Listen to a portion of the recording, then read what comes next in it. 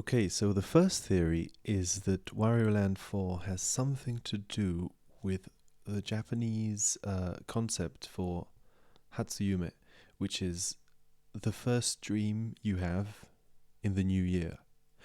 And what happens with this dream is if any of these elements come up, which are Mount Fuji, a hawk, or an eggplant, uh, you will be lucky in the next year.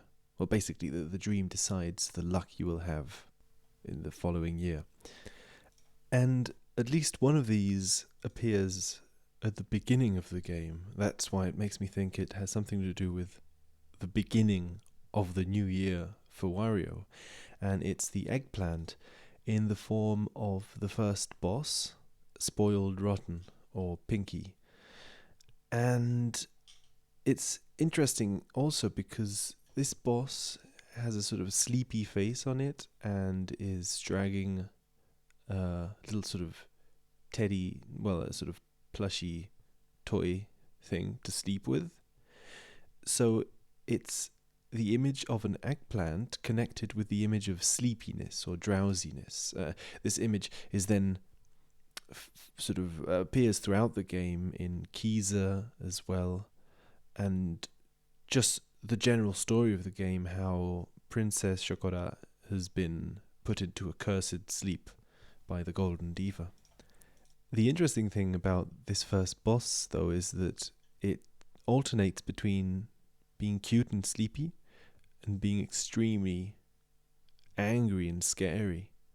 And Wario is at the center of this because the only reason this boss becomes angry and scary is because Wario is fighting against it. So it's a lucky sort of first dream of the new year omen. It's a good omen for Wario, but at the same time, it's an enemy, or Wario is turning it into an enemy by fighting against it. But I think it's not clear cut. I think that there are both themes of good luck and bad luck, which Wario is sort of floating in the middle of. Then the second element that should appear in this dream is Mount Fuji. Well, it's the first element actually, is Mount Fuji. And because Mount Fuji is a sacred mountain, I have a feeling that just the Golden Pyramid itself could be interpreted as being Mount Fuji. Now, one sort of reason I think this is because the Golden Pyramid doesn't seem to belong to any particular culture. It seems to transcend culture, and the way it does this is by having its exterior appearance is that of a Mesoamerican pyramid, and yet its inner pyramid is a typical Egyptian pyramid. So in its very shape, it adopts different cultural aesthetics, which, because the game is Japanese, would make me think that it could represent Mount Fuji as well, and at the same time could be simply some sort of a general transcultural symbol of holy mountain in general. Of course, the holiness of the mountain is shown in the fact that the inner Egyptian mountain has got an eye on it, like the typical eye of providence symbol of divinity, or sort of divinity pervading this place. And then the hawk, well, this is the one I really have no idea where I could find a hawk in this game, but because the reason a hawk is said to bring good luck is simply because, well, one of the theories is because it's a strong, clever bird. And there are definitely references to birds in this game that are strange. For instance, again, we've got an ambivalent image of birds in that one of the central figures of the game, Kiza, is, well, a positive image of a bird, even though it's sort of a ghost key bird, because it is the bird that opens the path for Wario to follow. And yet at the same time, one of the bosses, Cuckoo Condor, is this sort of cute cuckoo clock with a sort of pretty rugged looking bird inside. Now, this character, Dr. Adeosh Stein, is an old man who was already in this pyramid before Wario arrived, and is some sort of an expert who is investigating the mysteries of the pyramid. This just reminds me already of Professor Egad in Luigi's Mansion. They seem to fulfill the same sort of archetype in the game, although both Luigi and Wario interact with this character in different ways. But it's this sort of tiny old man who's so tiny he looks like a baby almost, a sort of an old man who has reverted back to childhood, who is, well, first, who has big round glasses, so a mix of bad eyesight, but also visionary eyesight, almost like the eyes of an owl, again, like Professor Egad. So it's interesting how in both these games, Luigi's Mansion and Wario Land 4, we have a hero who is not Mario, who is in the shadow of Mario's fame as god of Nintendo almost, and they both have an older figure who is an expert in the mysteries that they're investigating, and this older figure was already there at the mansion or at the pyramid before the hero arrives. And in this case, it's interesting also in a meta game sense, because the character of Dr. Adeosh Stein was not only at the pyramid before Wario, but he was, let's say, in the game universe before Wario Land 4 even existed. The character apparently originated from Kaeru no Tame ni Kane wa Naru, another Game Boy game that was only released in Japan.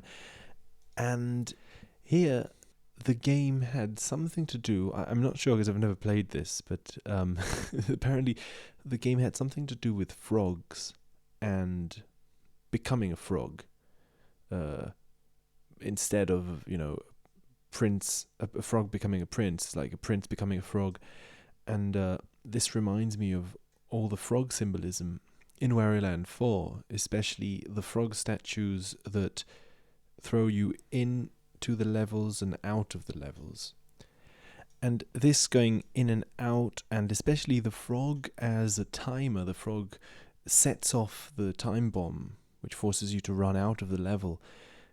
The whole game has a strange theme of time, or the cycle of life, in a way that is mixed or in connected to the opposite, the mystical experience of this pyramid of the all-seeing eye of God, this sort of strange eternity, which seems to be, or could be, the treasure that Wario is looking for, the typical, the Holy Grail, this treasure of immortality or whatever.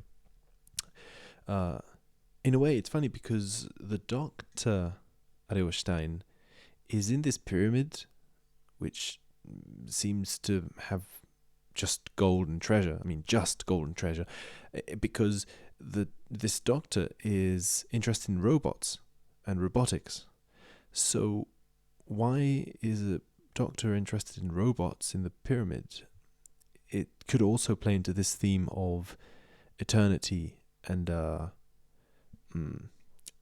doctor is looking for some sort of a way of extending human life through robots or something like that.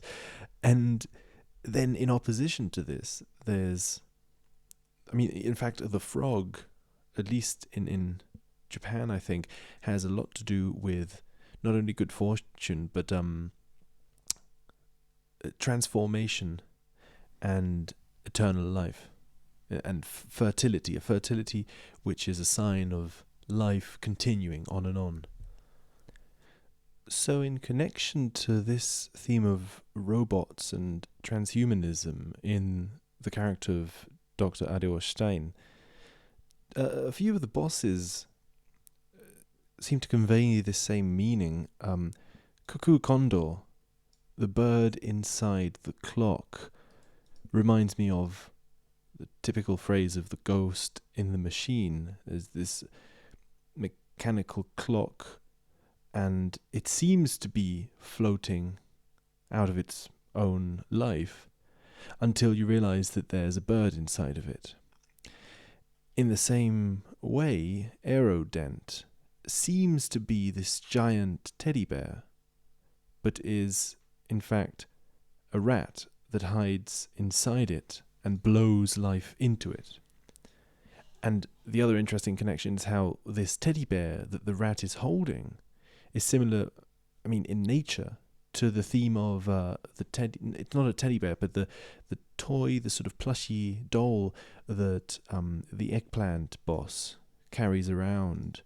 The teddy bear as a toy that you don't just play with, but that is, a talisman for falling asleep. A teddy bear is connected to falling asleep with your teddy bear, and with Kiza being half asleep and the princess being in a strange curse sleep.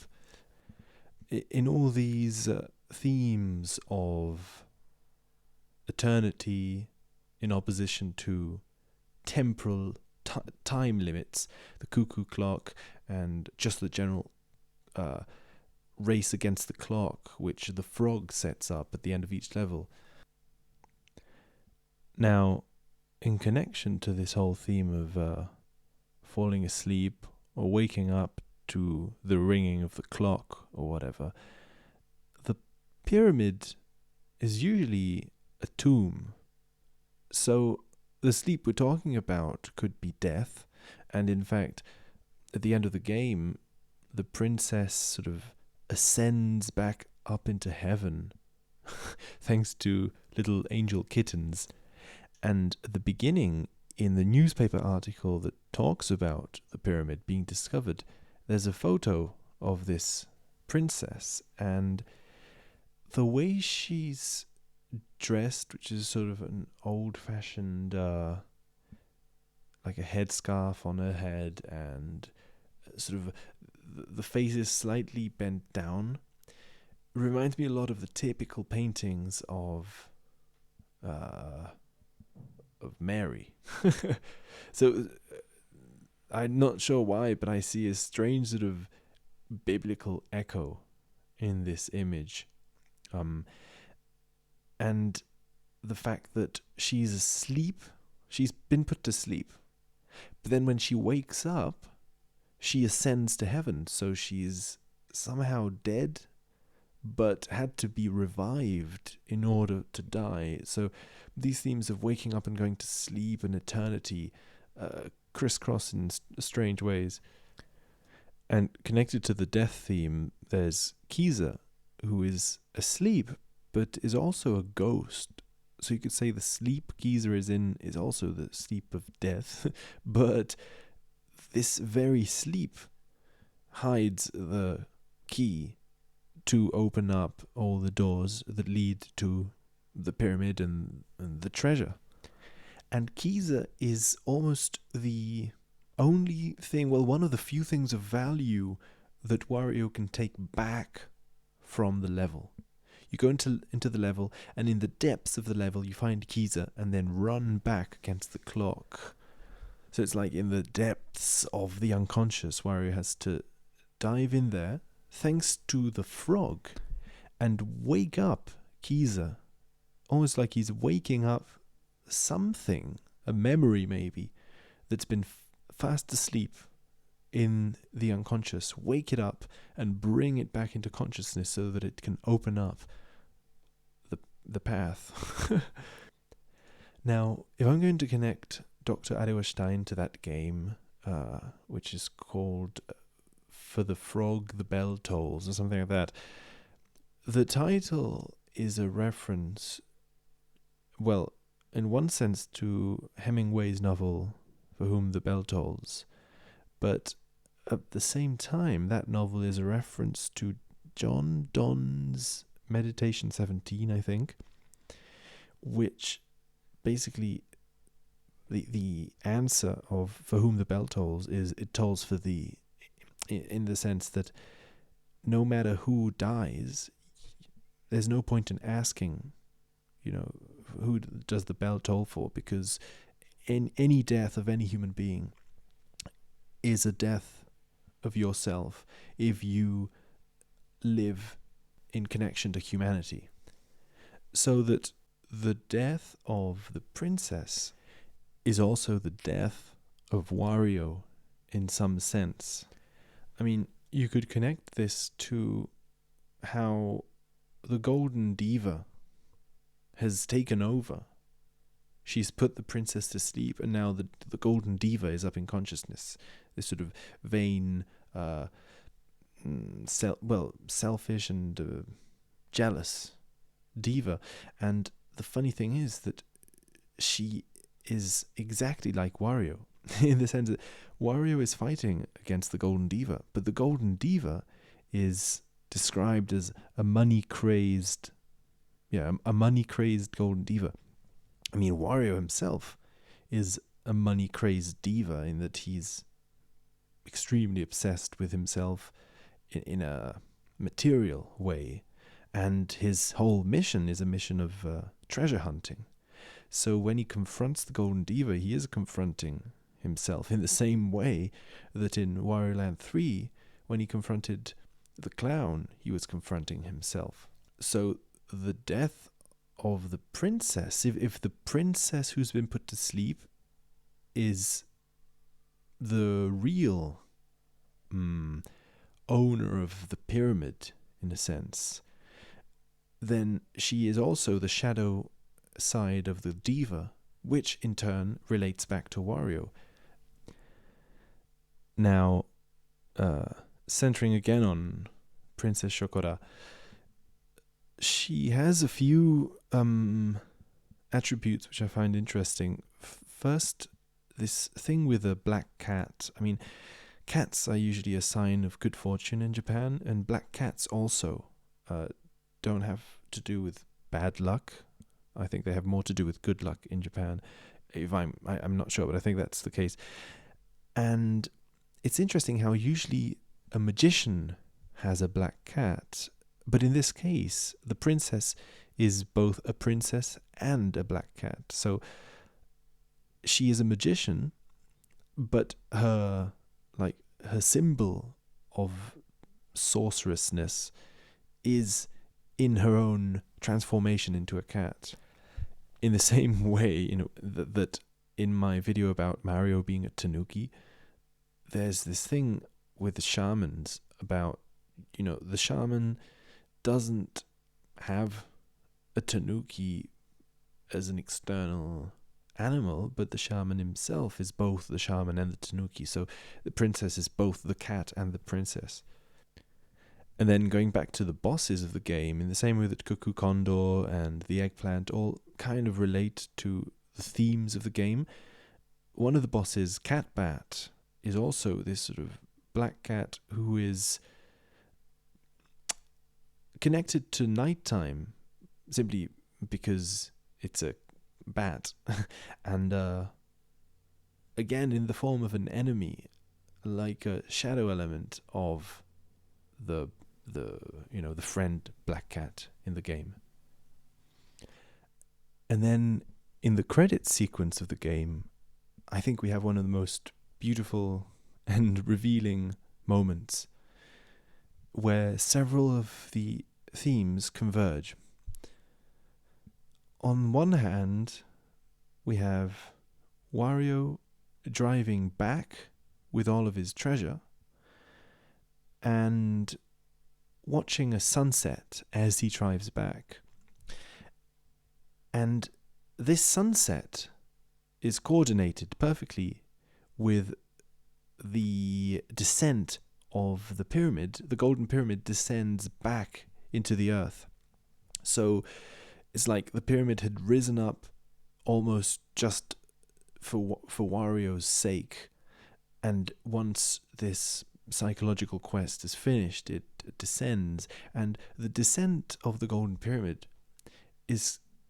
reminds me symbolically so much of the descent of the sun. The golden pyramid descending is like the sun descending. It's like the sunset, which Wario watches as he drives the car. And the sunset is usually a symbol of death, in opposition to the sunrise being birth.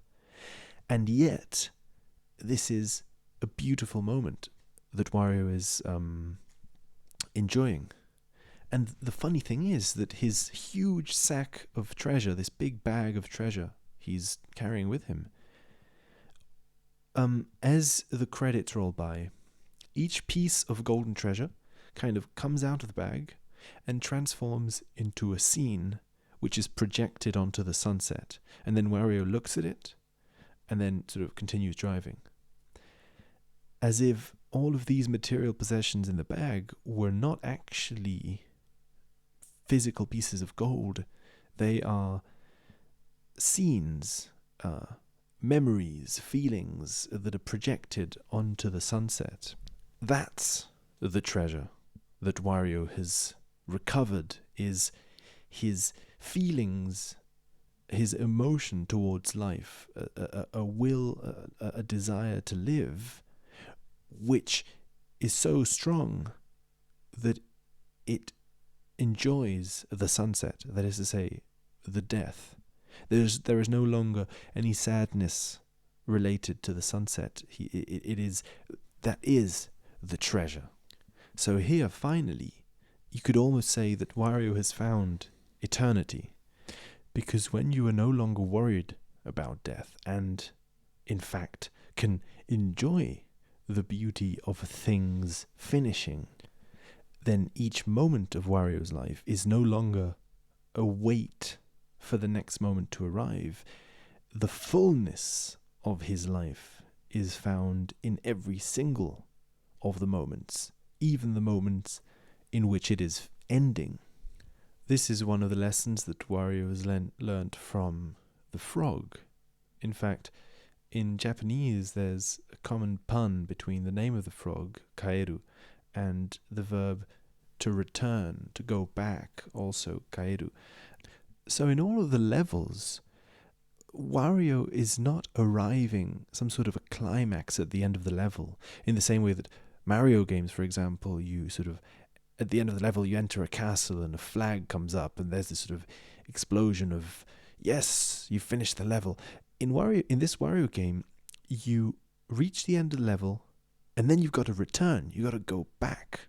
There is no end to the level, in the same way that at the end of the game, Wario just goes back home. And as he goes back home, he enjoys the sunset. So here Wario is on his own. He's already back in his self, in his individuality. Throughout the game, there had been other elements that expressed sort of other Wario identities. The Golden Diva, who had been hiding herself through masks and masks and masks of treasure and jewelry. This is also Wario hiding himself in all this wealth that he doesn't really know what to do with. In the end, once this sort of selfish part of himself is confronted, there is no longer a fear of me dying. It's no longer all about me. It's about the sunset and himself being a part of everything around him.